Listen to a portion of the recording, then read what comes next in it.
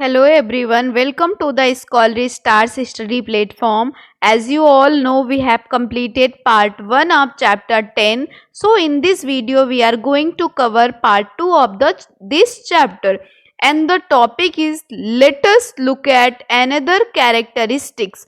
अब हमने living beings के कुछ कैरेक्टरिस्टिक्स पढ़े थे लास्ट टर्न पे. फॉर एग्जाम्पल मूवमेंट था, ग्रोथ, रेस्पिरेशन, ब्रीदिंग कैसे हो रही है, एक्सक्रीशन क्या होता है. तो इसमें कुछ अनदर कैरेक्टरिस्टिक्स भी देखेंगे.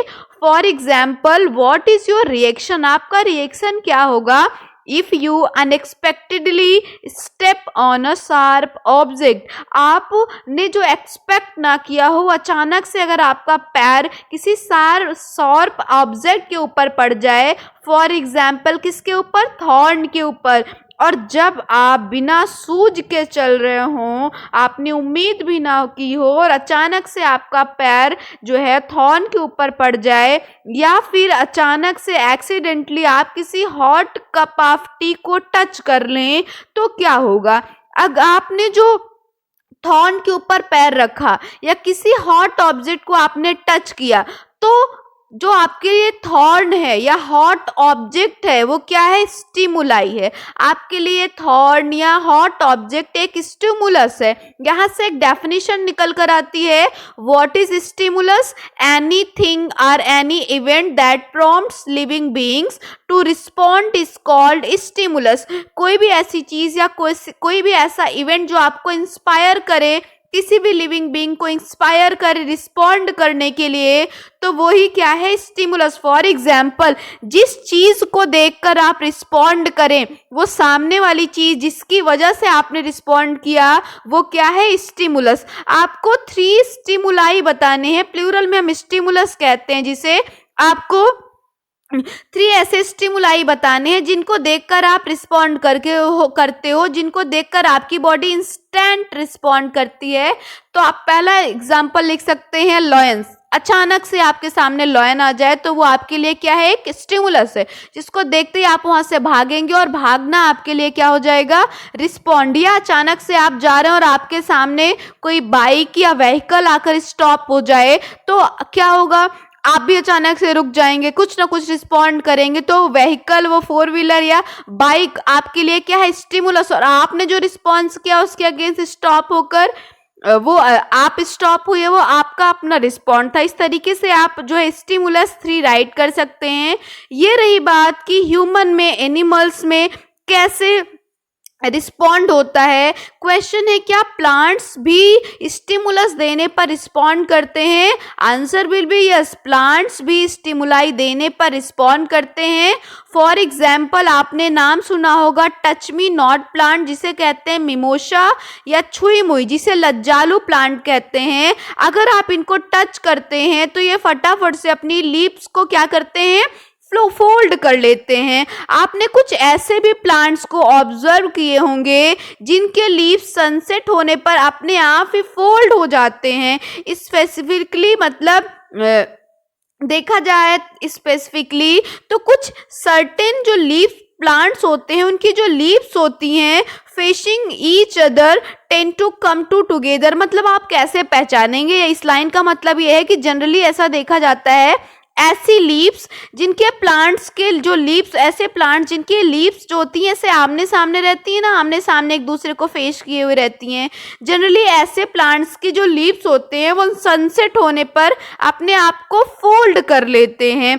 और ये एग्जाम्पल ज़्यादातर इंडियन गूसबेरी में ये सनसेट होने पर अपने आप को फोल्ड कर लेने का या बेंड करने का ये रिस्पॉन्ड देखा गया है. यहाँ से हमें समझ में आता है कि जितने भी लिविंग बीइंग्स होते हैं उनको स्टिमुलस देने पर वो रिस्पॉन्ड करते हैं. इस तरीके से आपको अपने आसपास में ऐसे प्लांट्स के नेम ढूंढ करके राइट करने हैं जो सनसेट होने पर अपनी लीव्स को क्या करते हैं, फोल्ड करते हैं. Why do the leaves of छुई मुई and Amla plant respond in this way. Question आपसे एनसीईआरटी पूछ रही है कि ऐसा क्यों है, छुई मुई मिमोसा प्लांट या आमला इंडियन गूसबेरी प्लांट एक तो टच करने पर, दूसरा सनसेट होने पर आप लीव्स को अपने आप बेंड क्यों कर लेते हैं? Which stimulus could be responsible for this behaviour? इनके लिए कौन सा स्टिमुलस रिस्पॉन्सिबल है जिसकी वजह से इन्होंने ये बिहेवियर किया?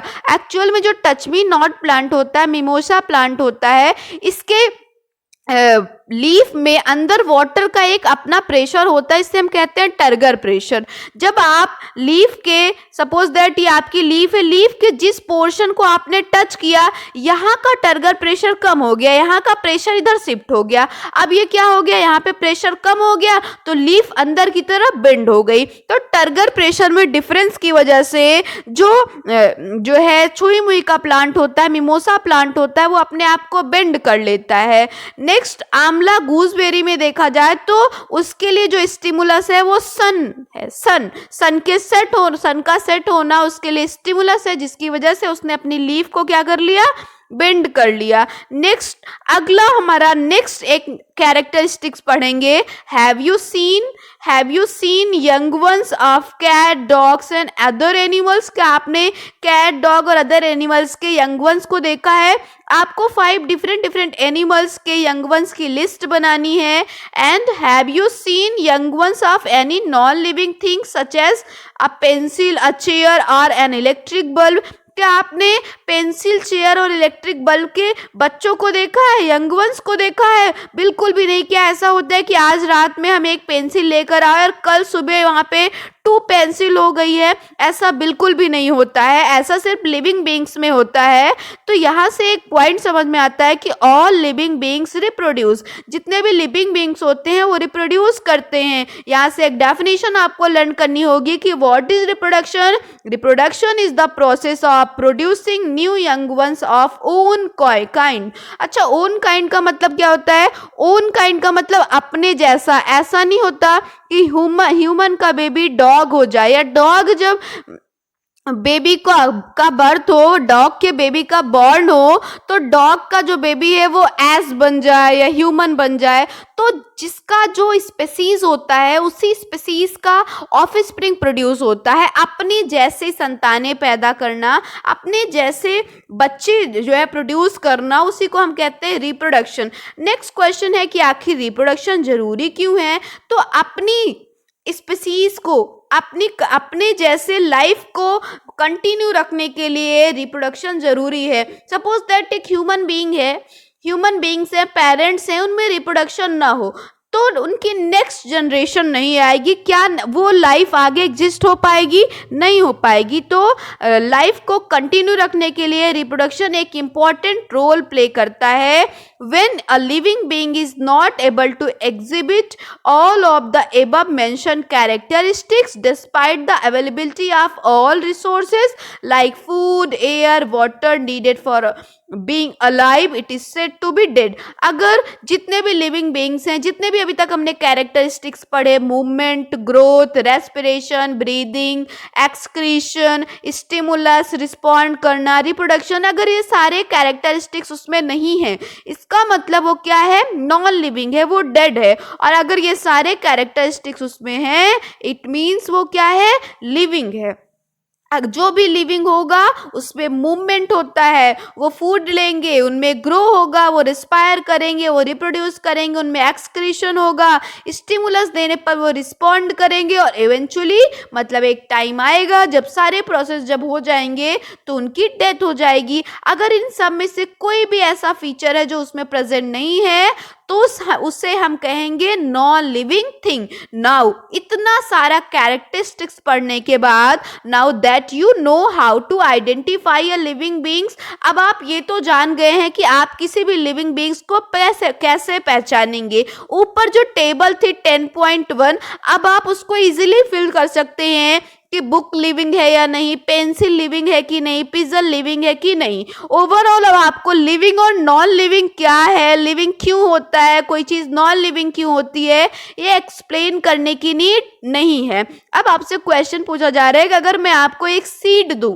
तो सीड लिविंग में आएगा या नॉन लिविंग में आएगा? अब हम सीड को जर्मिनेट करने की एक एक्टिविटी करेंगे जिसके थ्रू ये पता लगाएंगे कि सीड लिविंग होता है या नॉन लिविंग होता है। सीड के जर्मिनेशन के लिए क्या क्या इसेंशियल कंडीशन होनी चाहिए। बाकी की बातें हम नेक्स्ट वीडियो में करेंगे। आई होप आज की ये वीडियो आपको पसंद आई हो। वीडियो पसंद आई हो तो वीडियो को लाइक और चैनल को सब्सक्राइब जरूर करिएगा।